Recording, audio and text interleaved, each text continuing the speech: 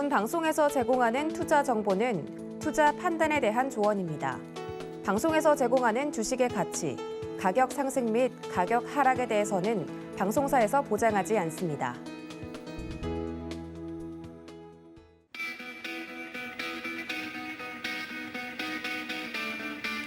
안녕하십니까. 고수익 작전 타임 진행의 도지혜입니다. 간밤에 뉴욕 증시는 이틀간의 상승을 마무리하고 간밤에는 쉬어가는 흐름을 보여줬습니다. 기업들의 긍정적인 실적에도 불구하고 하락으로 마감이 된 건데요. 작년 이맘때를 좀 돌아보면 모든 악재를 실적들이 이겨냈던 것 같은데 이번 3분기에도 비슷한 그림이 이어질지 개인적으로 궁금합니다. 이런 글로벌 증시 상황을 살펴보고 거기에 맞는 국내 증시 작전 오늘도 세워보도록 할 테니까요. 전문가님들 모시고 이야기 나눠보도록 하겠습니다. 자, 첫 번째 글로벌 이슈 짚어주실 전문가님 먼저 빠르게 모셔보도록 하겠습니다. 신승윤 명지대 경제학과 겸임 교수님 화상으로 연결해 봅니다. 교수님 안녕하십니까?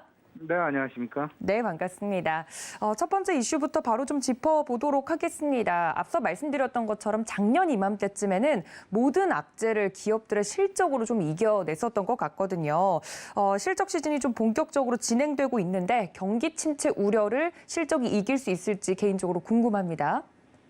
네네, 말씀하셨던 대로 지금 현재 두 가지 이슈가 사실상 시장 내 크게 지배하고 있는 그런 상황이다라고 말씀을 드릴 수 있을 것 같은데, 시장 영향되는 이슈 크게 뽑아본다라면 두 가지죠. 결국은 빅테크 기업들, 특히나 미국을 중심으로 한 지난밤에는 테슬라의 실적 발표가 있었죠. 그 전날은 넷플릭스의 실적 발표가 있었고, 그리고 다음 주 마이크로소프트랄지 이제 아마존이랄지 메타랄지 이런 기업들의 실적 발표 예정이 되어 놓고 있는 그런 상황. 그 속에서 그 다음 주에 있을 11월 FOMC 두 가지 통화 정책과 기업들의 실적, 소위 말하는 통화 정책과 실물 경제 사이에서 힘겨루기가 조금은 좀 진행이 되고 있는 것은 아닌가. 일단 그럼에도 불구하고 결국은 통화 정책이 시장 내에 이제 그 효과, 일단 그 파급에 대한 효과를 누리는 그런 영향이 미치는 그런 상황이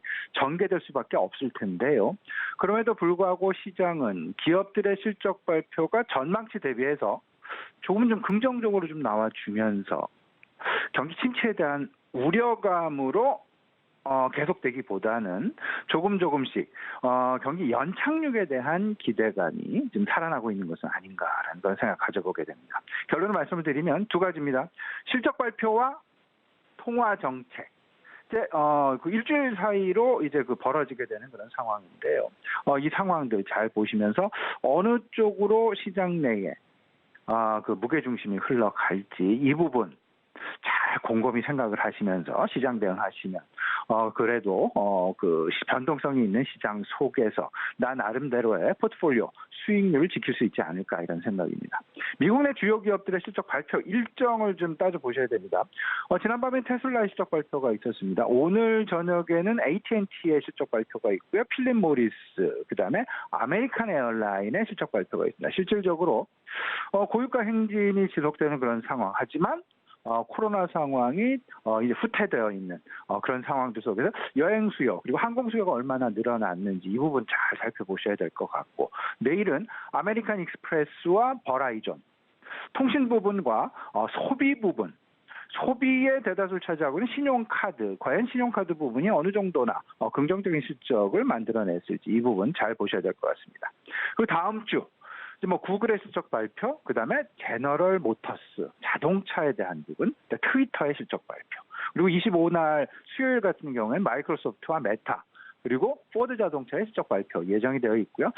27일 많이 기다리고 있습니다. 그날은 애플 컴퓨터와 아마존의 실적 발표.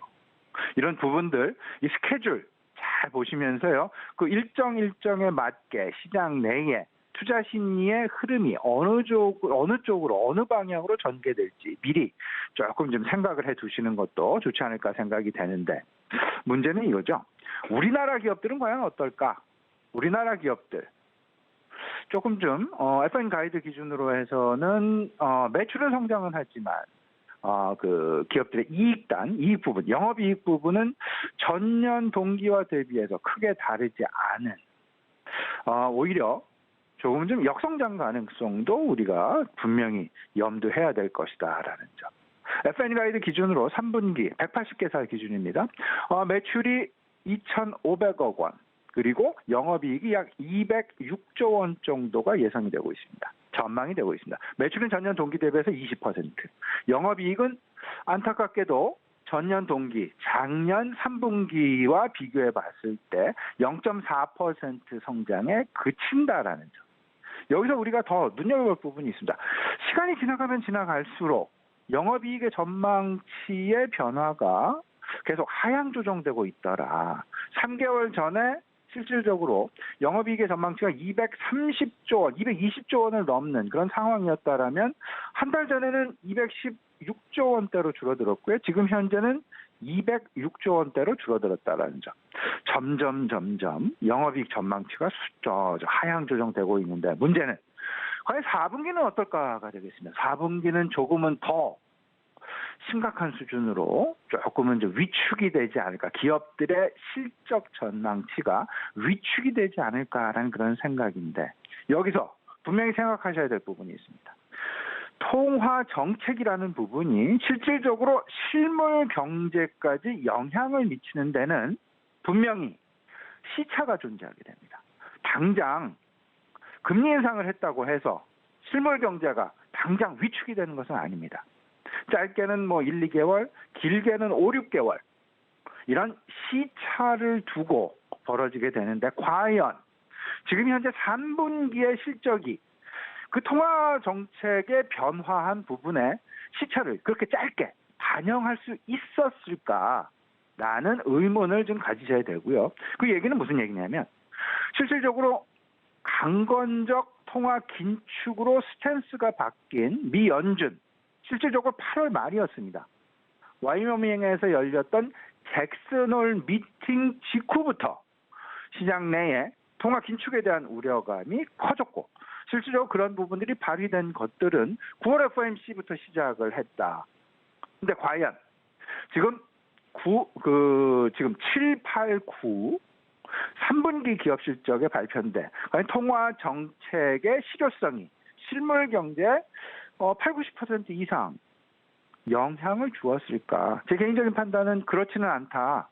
실질적인 영향은 4분기부터 일어날 가능성이 상당 부분 높다. 물론 통화 정책에 가장 긴박하게, 가장 급박하게, 가장 빠르게 반영이 되는 시장은 금융시장이 되겠습니다. 1단계로 금융시장 내에 먼저 영향을 미칠 수밖에 없고 그리고 나서 2단계 실물시장으로 영향을 미치게 될 텐데 1단계 환율과 채권과 주식시장이 변하고 2단계에서는 실물시장의 변화가 나타나는데 아직 실물시장 내에서 변화가 뚜렷하게는 나타나고 있지 않다라는 점. 예를 들어서 고용이 아직 탄탄합니다. 물가는 아직 정점을 찍었다라고 단언을 할 수 있는 상황은 분명히 아닙니다. 그렇다면 기업 실적 또한 줄어들 수 있는 그런 환경이 위축될 수 있는 그런 환경이 만들어졌을까? 본격적인 기업 실적으로의 통화 정책으로부터의 영향은 사실상 4분기부터 시작되는 것이 아니겠느냐. 1단계 경로와 2단계 경로를 생각해 보면 조금 우리가 좀 손쉽게 이런 부분들 좀 생각해 볼 수 있지 않을까 이런 생각이고요. 이 부분 정리를 보면 금리 인상이 경기라는 부분으로 연결을 될 수밖에 없고 이 부분은 기업 실적의 악화 내지는 둔화 내지는 위축까지는 조금은 좀 시간이 걸릴 수 있다. 그래서 지금 현재 기업 실적이 긍정적으로 나온다 해도 그 부분을 고스란히 우리가 기대감으로 계속 가지고 가서는 안 되지 않겠느냐. 앞으로 우리 기업들에 대한 실적 부담 요인을 좀 생각을 해보셔야 됩니다. 첫 번째가 소비에 대한 둔화 부분을 아무래도 우리가 생각을 안 해볼 수가 없을 것 같습니다. 소비 둔화가 나타나게 된다면 매출 성장세의 둔화 또는 매출의 하락까지 야기될 수 있고요. 결국 재고의 증가세가 나타나지 않겠느냐. 재고 부담은 고정비용의 상승이 나타나는 그런 모습일 것이다. 효율성이 떨어지게 될 것이다. 또 하나, 금리 급등 상황이 실질적으로 기업 실적에 영향을 미치는 이자 비용에 대한 부담 증가, 이런 부분들이 이제부터 3분기까지는 아직 나타나진 않았다. 하지만 4분기 실적부터는 100%는 아니더라도 서서히 점진적으로 기업들의 실적에 반영이 될 수밖에 없지 않겠느냐. 세 번째, 환율 급등 부분에 대한 영향이 되겠습니다. 원자재 가격의 상승 부분. 또 하나, 외화 부채가 많은 기업들, 이 부분들 잘 생각해 보셔야 됩니다. 외평채를 많이 가지고 있는 기업들, 이런 부분들에는 평가손 부분, 외화 자산 평가손 나타날 수밖에 없습니다. 외화 부채 평가손이 나타나게 될 텐데, 이 부분, 이 세 가지 이번 3분기는 굳이 아닐지라도 4분기 넘어가고 내년 1, 4분기 넘어가는 상황들 속에서 계속해서 우리가 주의 깊게 살펴봐야 될 매우 중요한 대목이다라는 점 꼭 기억해 두셨으면 좋겠습니다.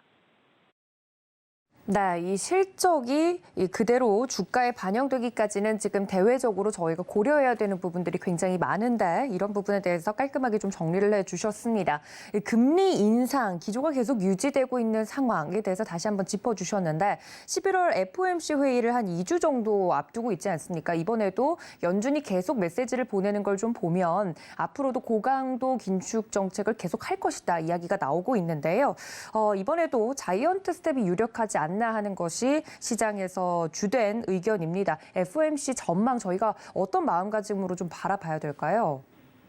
이제 이번 주, 다음 주에 빅텍 기업들의 실적 발표가 마무리되면 그 다음 주에는 11월 1일과 2일, 우리 시간으로는 11월 3일 새벽이 되겠습니다. FOMC 결과가 발표가 되죠. 시장에서 가장 우려하고 있는 부분, 도진 않고 말씀해 주셨다시피 자이언트 스텝. 기대하고 있는 부분은 빅스텝으로의 긴축기조 둔화 부분이 될 것 같은데, 지금 문제는 물가가 계속 상승세를 보이고 고용이 계속 강세를 보이게 되면 빅스텝보다는 자이언트 스텝이 상당 부분 유력하지 않겠느냐. 지금 시장에서 가장 기대하고 있는 부분, 고용이 좀 약세를 보여줬으면 좋겠다. 시장 반응 잘 보시면 고용하고 물가지수하고 소매 판매, 소매 부분이 있습니다. 소매는 좀 동행성을 보이긴 하지만 조금 좀 뒤로 밀려있는 후행성을 좀 보인다라고 보셔야 될 것 같고, 지금 연준이 가장 강력하게 믿고 있는 버팀목은 고용이 되겠습니다. 고용이 그나마 유지가 되어지고 개선세를 보여주고 있기 때문에 그들 나름대로 조금은 좀 마음이 편한 상황에서 통화정책을 펼 수 있다. 강건적 통화정책을 펼 수 있다라는 점. 그래서 시장에서는 오히려 고용이 조금은 좀 약해졌으면 좋겠다라는 아이러니한 그런 기대감이 나타나고 있다라는 점. 고용이 조금 약세를 보여주고 물가가 하락세를 보여주고 소비마저도 조금은 좀 둔화세를 보여주게 된다라면 지금 현재 계속 진행되고 있는 통화 긴축의 강도, 자이언트 스텝의 네 번째 자이언트 스텝을 바라보는 시장의 눈, 이제는 좀 빅스텝으로 가라앉을 수도 있지 않을까. 그렇다면 시장은 상당 부분 환호할 가능성이 높겠죠. 이 부분 잘 생각을 해보시면서 오히려 고용 부분, 매주 목요일 우리 시간으로는 금요일 아침에 이제 결과를 알게 되죠. 목요일 저녁, 우리 시간으로 목요일 밤이 되겠습니다. 주간 신규 실업 청구 건수가 발표가 됩니다. 미국에서. 고용이 조금은 좀 불안하거나 조금 좀 둔화되는 모습을 보여준다라면 시장은 즉각적으로 통화 긴축의 강도가 약화되지 않겠느냐라는 기대감을 가져갈 수 있다. 여기에 또 하나 우리가 생각해야 될 부분이 있습니다. 금리 역전. 한은 금통위 같은 경우에는 지금 통화정책 관련된 회의는 11월 달 한 번 남았고요. 12월에는 금융안전회의가 되겠습니다. 실질적으로 이번에 혹여나 긴박한 상황이 벌어지게 된다라면 12월에도 금리의 변화가 나타날 수도 있겠지만 통상적인 일반적인 상황이다라고 한다라면 금리 결정, 금리 변화는 나타나지 않고 금융 시장의 안정 대책만 세울 것이다. 그렇게 된다라면 그 한미 간 금리 격차, 금리 역전에 대한 격차는 조금 더 벌어질 수밖에 없을 것 같은데 이럴 때 우리 계속해서 제가 말씀드리는 부분이 있죠. 환율을 예의주시해야 될 것이다. 어제도 원달러 환율이 상당히 조금 좀 안정화되는 모습을 보이다가 다시금 장 후반에 가서 상승 마감하는 그런 모습을 보였는데요. 1,426원대의 마감, 1,417원, 1,419원까지 하락하는 그런 모습을 보이다가 다시 상승 반전 마감하는 그런 모습을 보였다라는 점. 그만큼 환율 시장에 민감한 부분 우리가 잘 따져봐야 되겠다라는 점 아울러서 말씀드립니다. 네, 11월 FOMC를 앞두고 저희가 체크해야 되는 부분들 다시 한번 좀 짚어드렸습니다. 자, 그렇다면 이번엔 미국에서 중국으로 좀 넘어가 보도록 하겠습니다. 중국과 관련돼서는 최근 중국 경제 성장 둔화 우려가 좀 고조가 되면서 중국 경제와 관련된 수치들을 좀 면밀히 살펴보고 싶은데 이번 20차 당대회 기간 동안 돌연 경제 지표와 관련된 발표를 미루면서 중국 경제 과연 이대로 괜찮은가 이 불확실성이 높아지면서 많은 글로벌 투자자분들이 궁금해하고 계십니다. 관련돼서 중국 경제를 가늠할 수 있는 내용들 저희가 좀 살펴봐야 될 것 같은데 대표님 어떻게 보고 계십니까? 좀 보셔야 될 것 같아요. 지금 현재 중국이 경제 쪽에 힘을 더 쓸 것이냐 아니면 정치 쪽에 더 무게 중심을 둘 것이냐.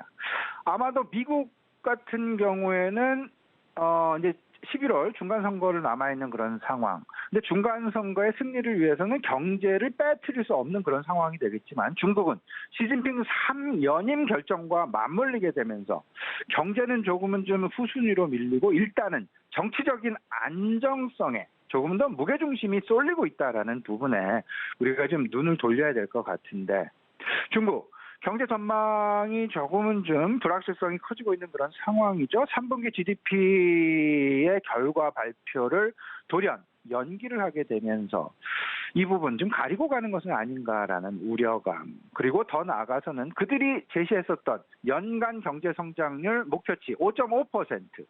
이 부분을 좀 달성하기 상당 부분 어렵지 않겠느냐. 지금 코로나 봉쇄가 지속되고 있고 부동산 침체가 지속되고 있고 미국과 중국 간의 갈등이 계속되고 있는 그런 상황 속에서 3분기가 흔들리고 4분기 그렇게 녹록하게 5.5%를 만들 수 있을까? 과거를 돌아보면 1분기에 4.8%, 2분기에는 0.4%에 불과 있습니다.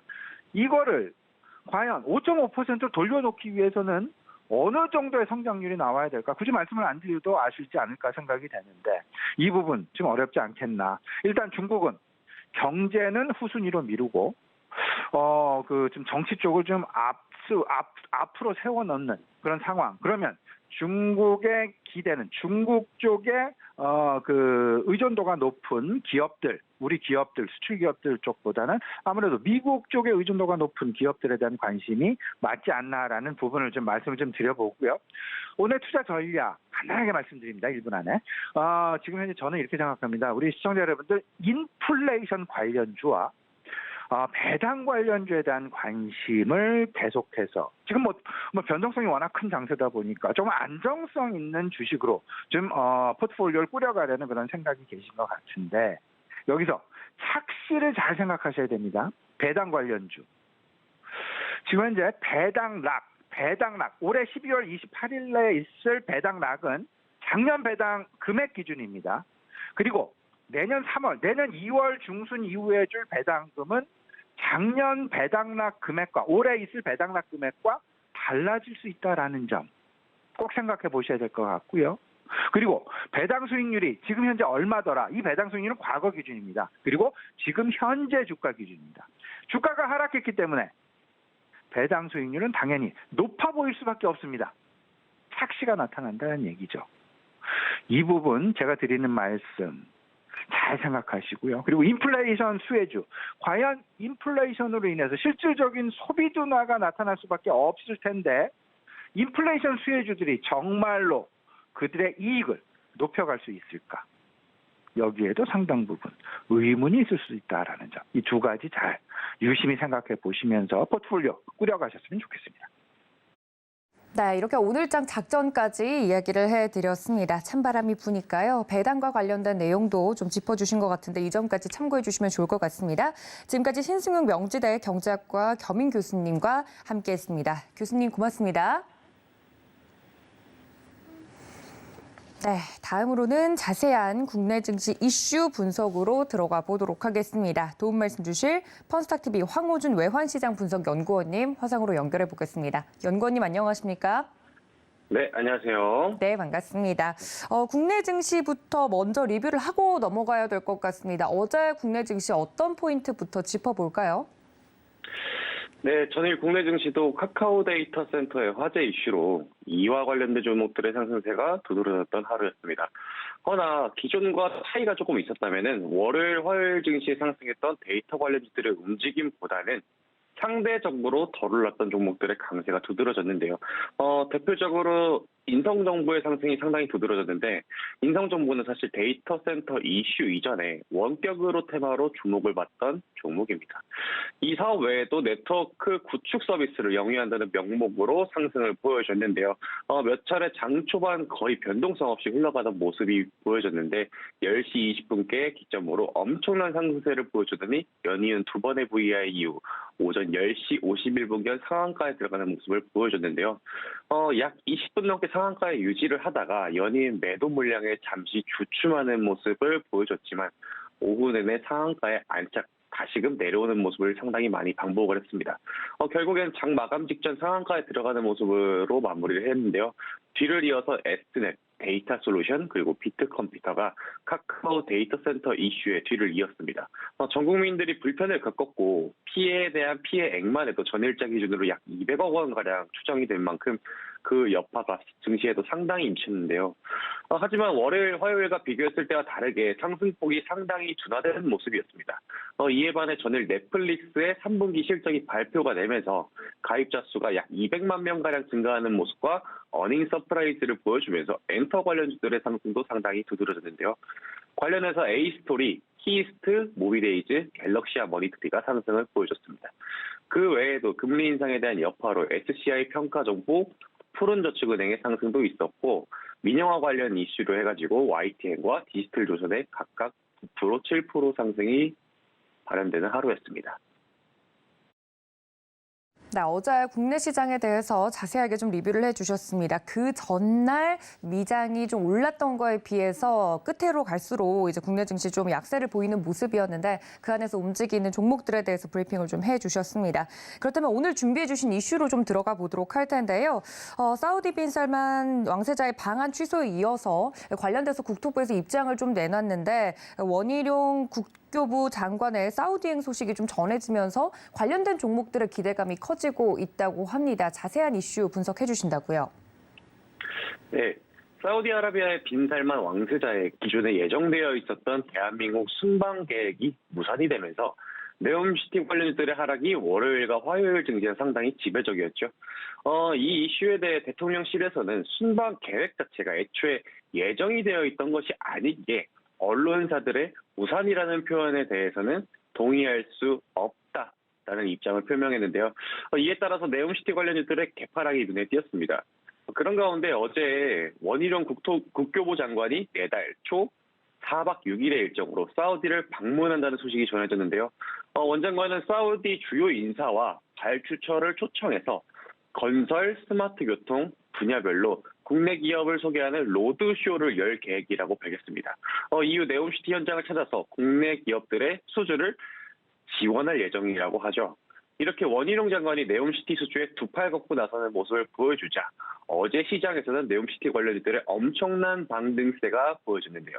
네옴시티가 홍해와 인접한 사막과 산악지대 서울의 44배 크기로 스마트 도시를 짓는 초대형 프로젝트입니다. 그린수소 태양광 등 친환경 에너지로만 작동하는 도시를 구상하는데 이 규모가 총 사업비가 약 5천억 달러, 환율 따지게 되면은 약 710조 원에 달하는 엄청난 인프라를 놓고 글로벌 수준이 지금 상당히 치열하죠. 이 네옴시티라는 사우디 국책 사업 자체의 규모가 어마무시하게 크다 보니까 관련된 종목들의 시세가 상당히 눈에 띄고 있는데요.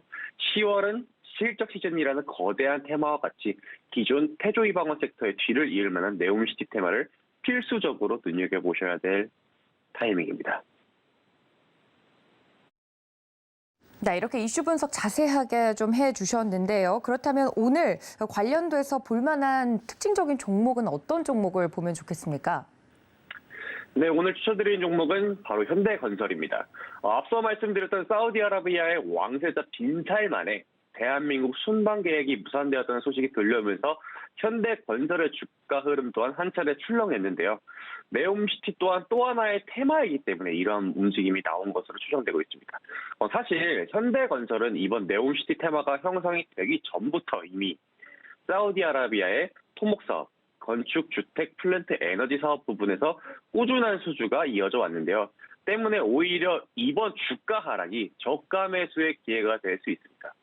또한 내달 초 원희룡 국교부 장관의 사우디 순방 계획에는 현대건설, 삼성물산, 해외건설협회, 한국해외인프라도시개발지원공사가 동행할 예정입니다. 사우디 중동 지방에 아주 굵직한 경험이 있는 베테랑 기업, 기관들만 참여하는 만큼 이에 따른 수혜가 아주 강하게 예상이 되고 있는데요. 현대건설은 삼성물산과 그리스계 건설회사인 아키로돈과 컨소시엄을 구성해가지고 이 네옴시티의 핵심이자 근간인 더 라인의 터널 공사 사업을 이미 수주하고 있습니다.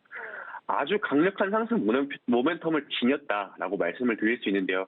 특히 이번 네옴시티의 수주를 따내게만 된다면은 전 세계가 킹달러 현상으로 아주 고통을 받고 있는 이 상황 속에서 달러를 벌어들일 수 있는 엄청난 기회를 갖게 됩니다. 달러 강세가 앞으로 한동안 지속이 예상이 되는 만큼 이 상승분이 영업 실적에 반영이 된다면 이번 연도뿐만 아니라 내년 영업 실적에도 아주 좋은 전망이 될 거라고 예상하고 있습니다. 네, 네옴시티 관련돼서 이 상승 모멘텀을 타기만 한다면 특징적으로 또 움직일 수 있는 종목, 그중에서 오늘은 현대건설 관련돼서 자세하게 이야기를 해봤습니다. 그렇다면 연구원님, 오늘장 작전 저희 좀 필요할 것 같은데요. 간밤에 뉴욕 증시는 좀 쉬어가는 흐름이 나왔습니다. 오늘장 작전 어떻게 세워보면 좋을까요? 예, 오늘자 작전 말씀드리겠습니다. 카카오 데이터 센터발 이슈가 어느 정도 상당히 잠잠해졌죠. 테슬라의 실적 발표에 따른 2차 전지 대형주들의 움직임이 전일 눈에 띄었습니다. 이제는 철저하게 완연한 상승 모멘텀이 있거나 10월 실적에 맞는 종목들만이 움직여줄 시장입니다. 또한 미 증시의 움직임이 지금 상당히 둔화되었고 영국과 중국, 그 외 신흥국들의 위가 어디서 튀어나올지 모르는 지금의 장세에서 단기적인 테마로 움직여주는 급등주 위주의 매매는 주의하시는 것이 투자자 여러분들의 계좌를 지키는 데 도움이 될 거라고 예상되는 하루입니다. 네, 이렇게 오늘장 작전까지 이야기를 나눠봤습니다. 지금까지 펀스탁TV 황호준 외환시장 분석연구원님과 함께했습니다. 연구원님 고맙습니다. 감사합니다.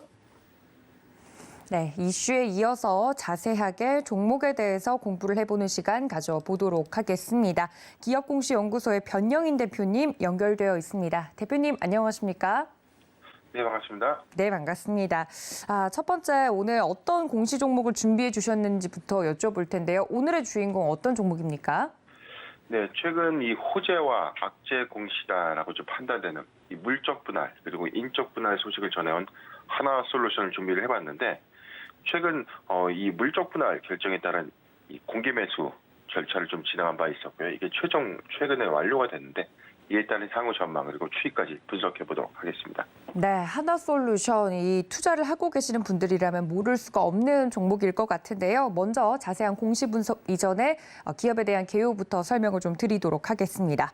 네, 하나솔루션 많은 분들이 잘 알고 계시다시피 1965년 8월에 설립돼서 1974년 6월에 유가증권 시장에 상장을 했습니다. 주 사업 부문 보시면 어떤 이슈로 움직이는 종목인지 잘 아실 텐데 석유화학 사업, 태양광 사업, 그리고 플라스틱 제조, 제품 제조 및 판매, 부동산업 등을 영위하고 있습니다. 2020년 1월 한화케미칼과 한화큐셀앤드 첨단 소재가 통합돼서 탄생한 회사죠. 다양한 분야의 솔루션을 제공하고 있고요. 2021년에는 한화도시개발의 자산개발 사업 부분을 통합한 후 한화갤러리아를 합병하고 한화갤러리아 타임월드를 자회사로 편입한 바가 있습니다.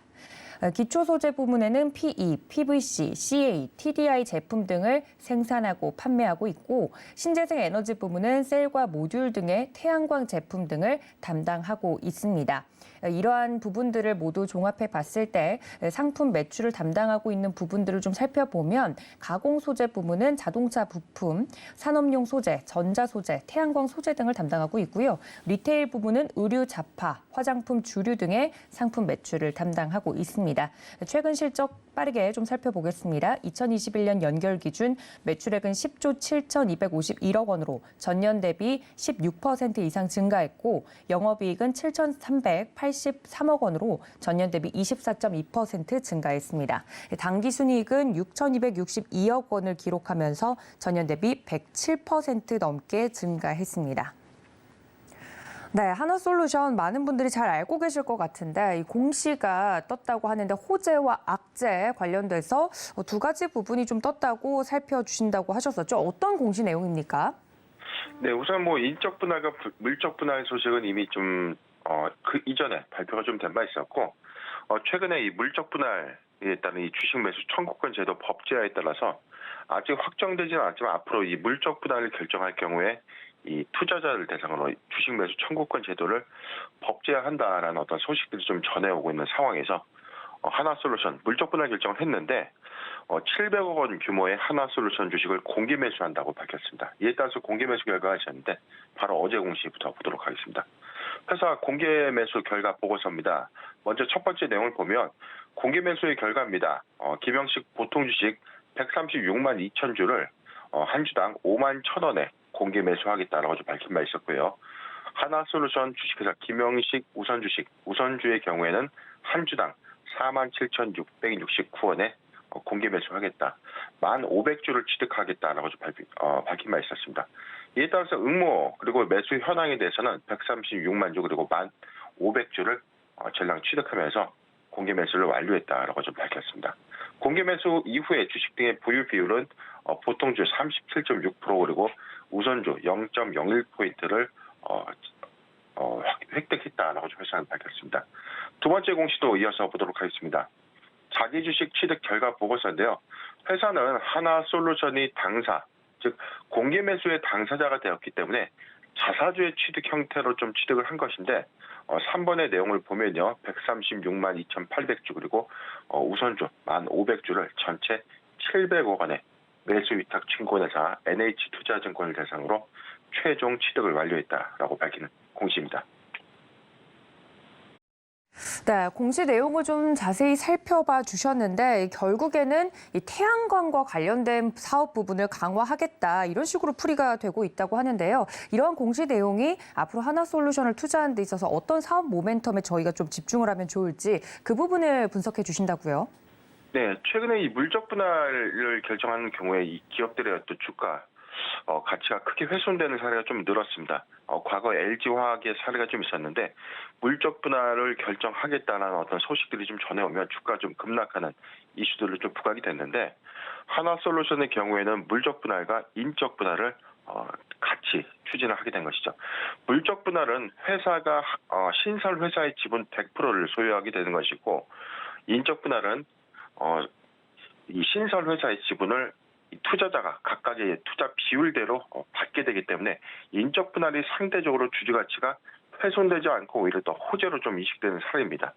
하나솔루션의 경우에는 최근에 5개 사업 부분을 3개의 사업 부분을 좀 축소하는 이 의사 결정에 따라서 물적 분할을 좀 결정을 했는데 이 물적 분할의 내용 자체가 태양광 산업 부분의 전반적인 어떤 분할이 아니라 태양광 산업 부분 안에서의 첨단 소재 사업 부분, 첨단 소재 사업 부분의 일부를 물적 분할하기로 좀 결정한 것이기 때문에 이게 사실상 이 악재로 좀 작용할 수는 없는 요인이다라고 좀 말씀드린 바 있었는데 어찌됐든 이게 공개 매수가 이후에 오히려 이 호재로 좀 인식되면서 최근에는 주가 좀 반등해주는 어떤 케이스가 있었습니다. 일단 이 첨단 소재 사업 부분의 물적 분할 그리고 갤러리아 사업 부분의 인적 분할을 통해서 향후 분할이 완료가 된다면 하나솔루션의 지분 10주를 보유하고 있다면 존속회사의 경우에는 하나솔루션 주식을 9주 보유하게 되고 하나갤러리아 신설 주식을 10주를 보유하게 되는 셈입니다. 즉 인적 분할 이후에는 하나솔루션의 지분이 9주가 되는 것이고 하나갤러리아 지분 10주를 받게 되는 것이다라고 이해를 하시면 되겠습니다. 이후에 고성장 이 태양광 산업의 어떤 집중적인 어떤 투자 소식을 좀 전해왔는데 일단 뭐 첨단 소재 사업 부분에 물적 분할되는 어떤 사업 비중이 크진 않다. 전체 자산의 한 5%, 영업이익의 부분에는 한 4% 정도 감소될 것이다라고 또 전망되고 있는데 일단 이를 통해서 좀 확보되는 자금은 미국의 태양광 제조 시설에 투자를 확대하게 되면서 오히려 태양광 산업에 어떤 역량을 좀 집중하는 계기로 좀 작용하지 않겠는가. 즉 첨단 소재 사업 부분 안에서는 일단 분할 이후에 부분적인 매각도 좀 추진하겠다라고 회사는 좀 밝히고 있기 때문에 이에 따른 어떤 기대감도 수반될 수 있는 상황입니다. 네, 그렇다면 이러한 내용들을 바탕으로 지금 3분기 실적 시즌에 돌입을 하지 않았습니까? 하나솔루션이 실적이 좋게 나오는 데 있어서 이러한 공시 내용이 영향이 있을런지 개인적으로 궁금합니다. 어떻게 보십니까? 네, 일단은 뭐 이 물적 분할 이슈에 따른 어떤 매출 감소 요인은 좀 미미할 것이다. 저는 오히려 이 지배 구조를 최근 개편하고 있는 사업의 지배 구조를 좀 개편하고 있는 하나그룹의 관점에서는 오히려 하나솔루션을 주축으로 태양광 산업 부분의 어떤 역량을 강화할 수 있는 어떤 기회로 좀 작용할 것이다라고 좀 판단을 해봤습니다. 미국의 인플레이션 감축법 이 수혜 관점에서도 지금 미국 상무부가 중국산 태양광 셀 모듈에 대한 반덤핑 그리고 관세를 부과하기 시작하면서 좀 촉발된 태양광 분쟁 이 반사 수혜가 국내 기업들로 하여금 이 작용되고 있는 상황인데 오히려 미국 내 생산이 취약한 웨이퍼 생산 전체 공제 금액이 다른 공정 대비 한 50% 높은 이 태양광 산업 부분의 역량을 우리가 좀 고려해 볼 때는 하나솔루션 IRA 수혜로 좀 작용될 수 있다라고 좀 판단을 해봤습니다. 오히려 저는 2022년도보다 2023년도 태양광 산업 부분의 어떤 이 집중적인 어떤 성장세에 어떤 주목을 해볼 필요가 있다라고 좀 판단해보고 가장 큰 체크 포인트는 내년 3월 상장 예정인 하나갤러리아의 이 신주 10주 하나솔루션의 지분 10주를 보유한다면 분할 이후에 하나갤러리아 주식 10주를 좀 보유하게 되는 셈인데 자, 이 부분도 3월에 단기 모멘텀으로 좀 부각될 수 있는 요인은 맞다라고 판단을 해봤습니다. 네, 그렇다면 주가적인 측면에서도 한번 살펴보도록 하죠. 하나솔루션 52,000원 부근에서 현재 움직이고 있는데 1년 정도의 차트를 쭉 봤을 때도 좀 고점이긴 합니다만 주가적으로는 저희가 어떻게 대응하는 것이 좋겠습니까? 네, 최근 일봉 주가의 최고점 9월 15일이었죠. 55,900원 터치한 이후에 지금 사실상 좀 상당 지금 물적 분할 우려감 때문에 조정을 좀 받았지만 오히려 내년 3월에 오히려 이 단기 추세 관점에서의 어떤 모멘텀은 부각될 수 있는 여지가 좀 충분하지 않겠는가라고 판단을 해봤습니다.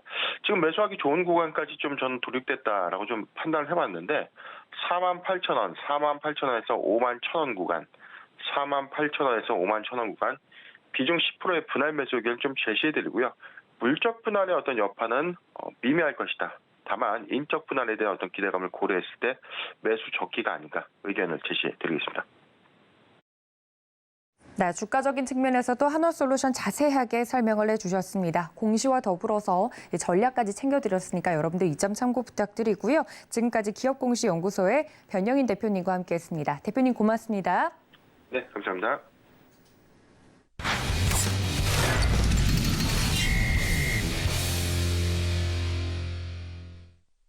네, 보다 자세한 종목에 대한 이야기 나눠보도록 하겠습니다.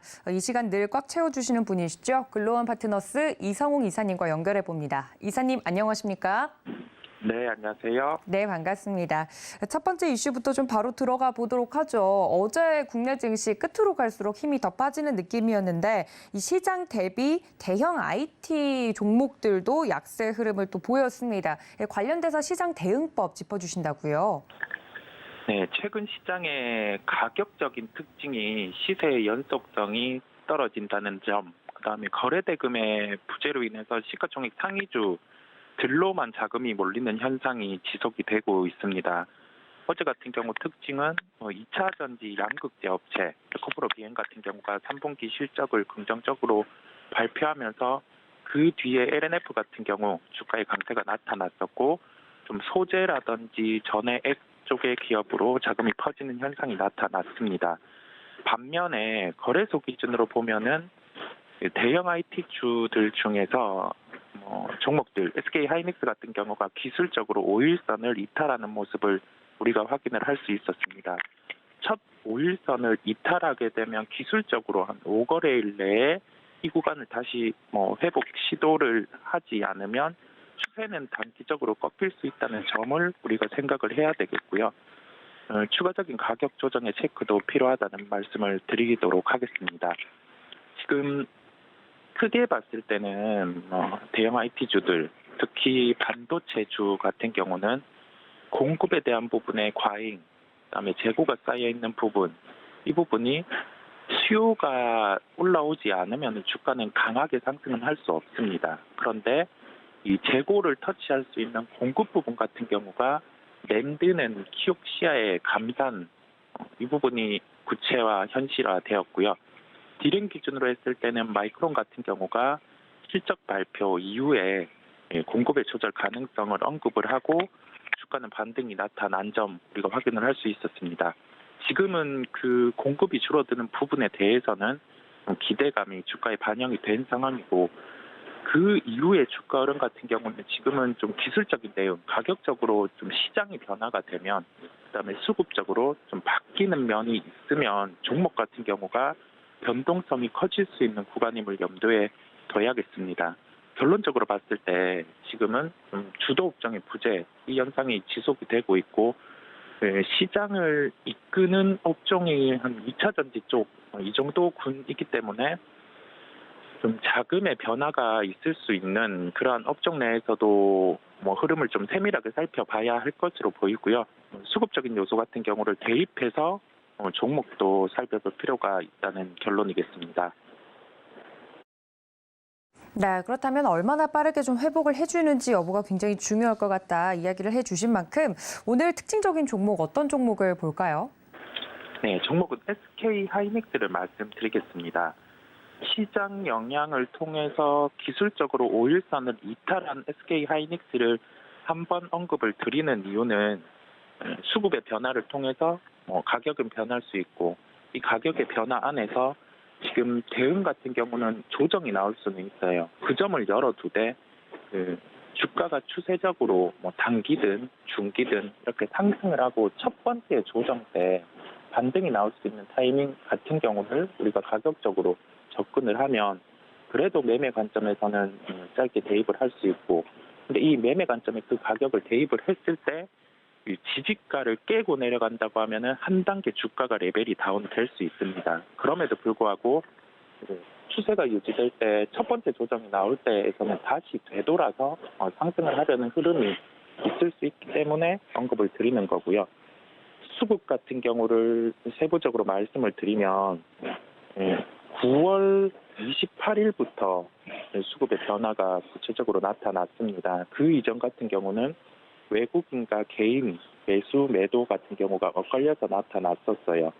외국인이 계속 매도를 해온 반면에 개인이 매수를 지속을 했었는데 9월 28일 기준부터는 외국인의 매수 같은 경우가 10월 18일까지 이어지는 모습이었습니다. 정거래일 같은 경우도 외국인 매수는 이어졌는데 기관의 매도 같은 경우가 4거래일 연속 이어지는 구간에서 그 9월 27일 이후로 매도만 계속 지속해왔던 개인 창구로 매수가 다시 유입이 됐습니다. 그러면 여기에서는 외국인의 매수가 이어지지 않으면 수급적으로도 조금 꼬여서 가격 조정이 나올 수 있는 점, 이 점을 우리가 수급적인 요소에서 종목을 풀어갈 때 집중적으로 살펴봐야 되겠고요.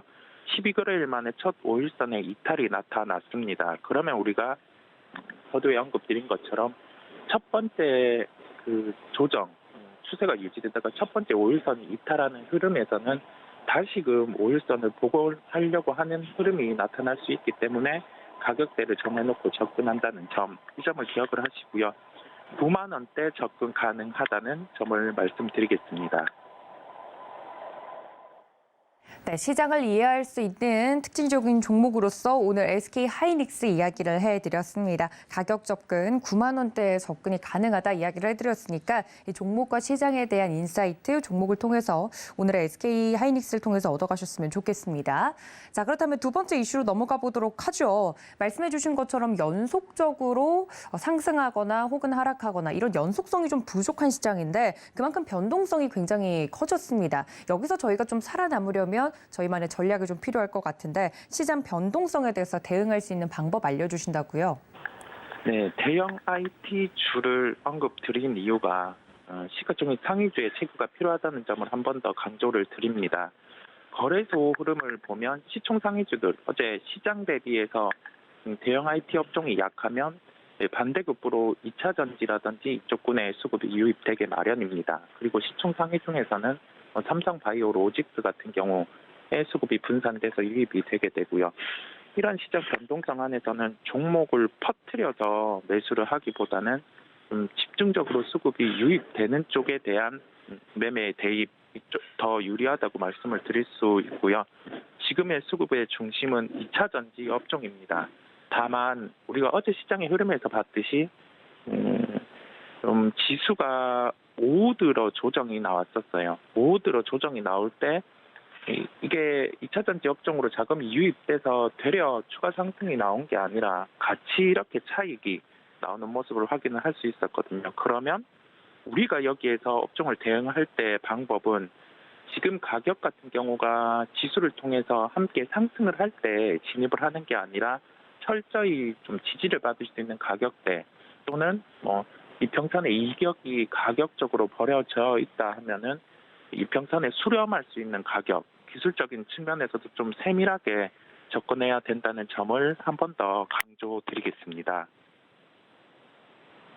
네, 그렇다면 특징적인 종목도 시총 상위 종목들 중에 나올 것 같은데요. 두 번째 종목 어떤 종목입니까? 네, 두 번째 종목은 LNF입니다.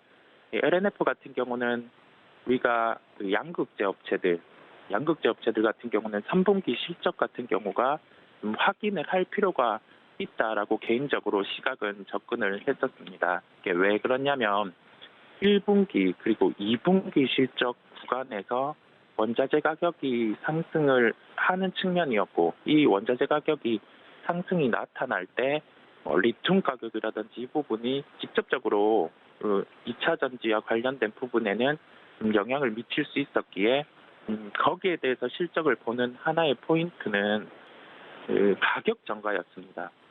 양극재 업체는 배터리 셀이라든지 완성차 업체로 가격 전가가 가능하기 때문에 실적이 좋았었는데 3분기 실적이 반영되는 단계에서는 원자재 가격이 조정이 나왔었기 때문에 매출에 대한 부분 볼륨이 커지지 않으면 이 영업이익률 같은 경우가 떨어지면서 좀 약간 1분기, 2분기보다는 영업이익의 톤이 덜해질 수 있는 구조였는데 우리가 에코프로 비행 같은 경우에 실적 발표를 보니 예상치보다 상회하는 실적이 나왔습니다. 이 실적을 세부적으로 봤을 때도 매출 볼륨도 올라갔고 볼륨이 상승한 부분에 대해서 영업이익률도 일부 유지가 되고 일부 상승이 나타났기 때문에 주가는 좀 상승으로 반응을 하는 모습이었고요. 연결해서 LNF 같은 경우가 3분기 실적을 발표를 하지 않은 상황이기 때문에 좀 실적 발표 이전에 긍정적인 수급이 유입될 수 있다는 점을 좀 생각해 보겠습니다. 가격적으로는 지금 현재 가격보다는 한 단계 낮게, 왜냐하면 시장 조정이 나올 수도 있다는 점, 그다음에 주요 지지 가격대에서 지금은 접근을 하는 게 낫다는 점에서 21만 4천 원대 접근 가능하다는 결론이겠습니다.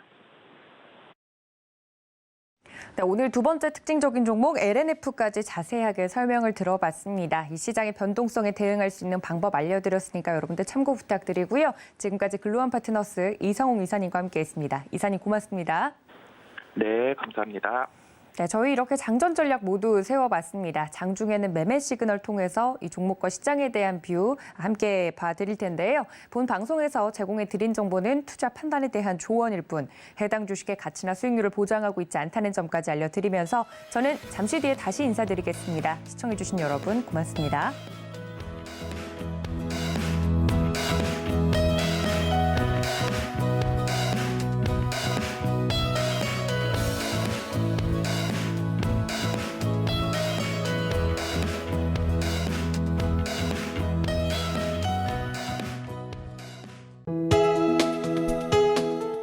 본 방송에서 제공하는 투자 정보는 투자 판단에 대한 조언입니다.